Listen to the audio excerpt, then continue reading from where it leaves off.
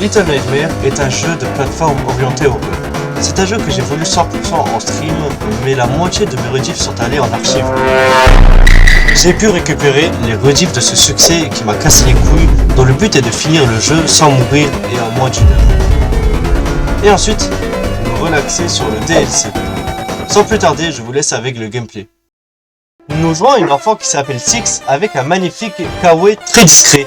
Et si vous faites attention, vous pouvez voir des gnomes sur la droite. Ces gnomes sont des créatures bienveillantes et pour l'instant assez mystérieuses. Ici, nous pouvons voir les premiers mobs hostiles du jeu qui vont essayer de nous tuer. Ce jeu est composé de 5 chapitres et de 3 boss. Ici, nous pouvons voir le premier boss qui a pour caractéristique d'être aveugle mais d'avoir une très bonne vue. Ce jeu n'est pas qu'un jeu d'horreur, c'est aussi un jeu d'énigmes qui sont assez intuitifs généralement. Nous avons ici la première réapparition du premier boss, que je skip car cela nous fait un gain de temps. J'ai oublié de le préciser, mais Six, c'est une grosse dalleuse. On peut l'avoir mangé là, ou encore là. Finalement, elle est enfermée dans une cage assez solide. Et comme si ça suffisait pas, elle se sert des autres pour s'enfuir. Et bien évidemment, pour s'enfuir, devinez sur qui on doit tomber. Bien évidemment, pour le chrono, je n'ai pas le temps d'y aller de manière discrète, donc je suis obligé d'y aller comme un sgeg. Après ça, il y aura des scènes variées, des moments stressants, des courses-poursuites et... Wesh, il y a eu l'autre Tsutsuki, il y a eu Neji contre Mec Araignée, wesh les gars, c'était ouf. Wesh les gars, il y avait peut-être la poursuite de Sasuke, mais il y a eu des combats entre temps les gars. Après avoir encore bouffé, nous pouvons voir le deuxième boss qui est un fils de pute dont le but sera de traverser sa cuisine assez discrètement. Et il faut faire attention à ne pas faire de bruit et ne pas se faire voir car c'est une grosse perte de temps pour le succès. Après avoir fait toute la cuisine, on se retrouve à faire le chemin dans le sens inverse mais en hauteur. À ce moment, je me suis dit que je suis enfin débarrassé de ce cuistot de merde, mais... C'est vrai que c'était pas suffisant. Mais bon, je prends la clé, je refais toute la cuisine avec la clé et je me barre enfin. Oh, encore là lui, je répète donc le processus, je prends la clé et je me barre. Ah donc maintenant il y en a deux. Bref, je vais activer le levier et puis je m'accroche en haut histoire de les rage bait. Après ça, s'ensuit une course poursuite. Je vous assure que j'étais comme ça derrière mon écran. J'en ai profité pour réaliser ce succès car je me suis aperçu que je l'avais oublié. Donc je lance une run et je casse les quelques statues qui me restent à casser. Après ça, je refais une run pour au final enfin réussir ce moment, donc ce n'était plus le moment de mourir. Passé ce chapitre, je vois plein de mobs en bas. Mais bon, c'est pas comme s'ils allaient tous me poursuivre en même temps.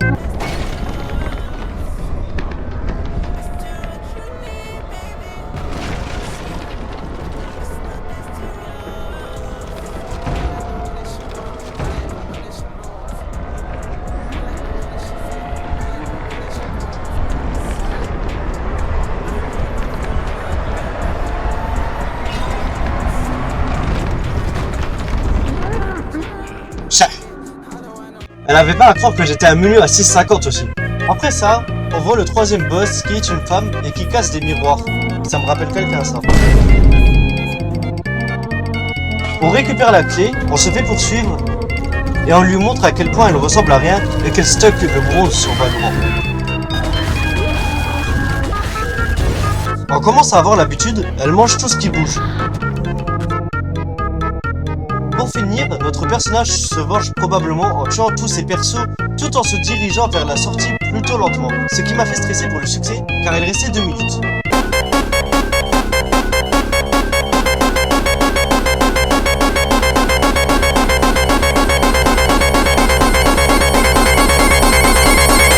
C'est réussi.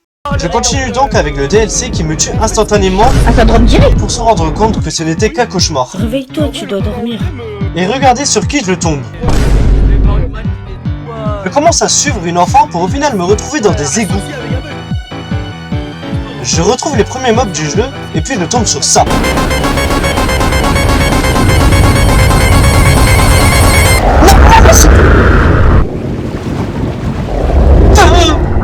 Malgré que ce boss soit hyper stressant, je continue à avancer sur le chemin qui nous effrayait.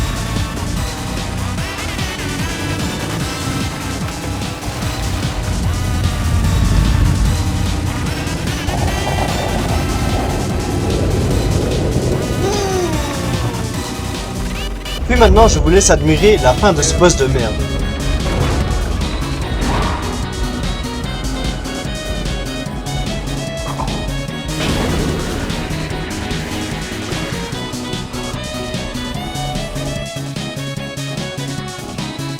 Après ça, on monte une longue échelle. Et puis, c'est enfin fini. Attends. Oh tiens, mais c'est Six. Bref, maintenant on se retrouve à faire équipe avec des gnomes. Quand je joue à League of Legends depuis très longtemps, Ça veut rien dire, frérot, t'as... et je suis vraiment pas déçu, frère. On se retrouve encore avec le premier boss. Après, vas-y, c'est le petit, vas-y, Belek, hein. Non, Après s'être échappé, on récupère encore des gnomes pour faire du travail forcé. Plus. Je continue donc d'explorer la map, et puis... Ah oui. Ah moi je te parle pas de Challenger là, je te parle de RL et voilà. En termes de difficulté pour y être, SSL et SSL. Comment ça s'appelle? SSL et Radiant, c'est à peu près le même. Je dois refaire le chemin en inversé pour ramener la batterie, pour encore ramener des gnomes. Après ça, je peux enfin me barrer de cet endroit. On voit donc le boss final. On s'introduit chez elle par la suite pour arriver dans une grande pièce qui sera plein d'énigmes. Petite parenthèse avant la fin du gameplay, je vais quand même mettre les moments où j'ai pu débloquer des succès dans le DLC. Ah mais ce gars c'est un malade, hein.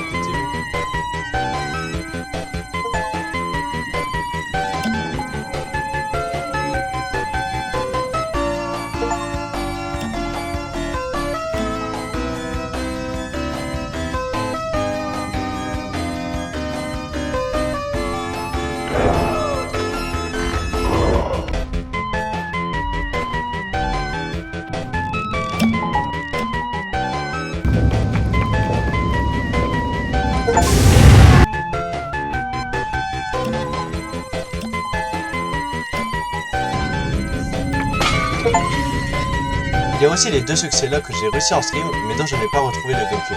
Je vous laisse donc admirer la fin du DLC.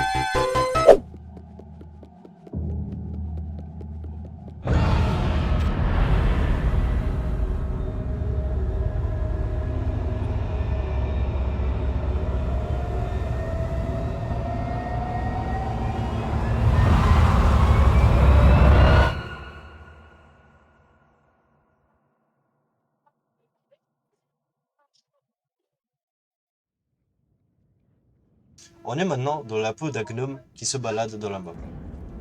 Et on comprend donc que tous les gnomes qu'on a croisés depuis le début étaient donc des enfants comme nous.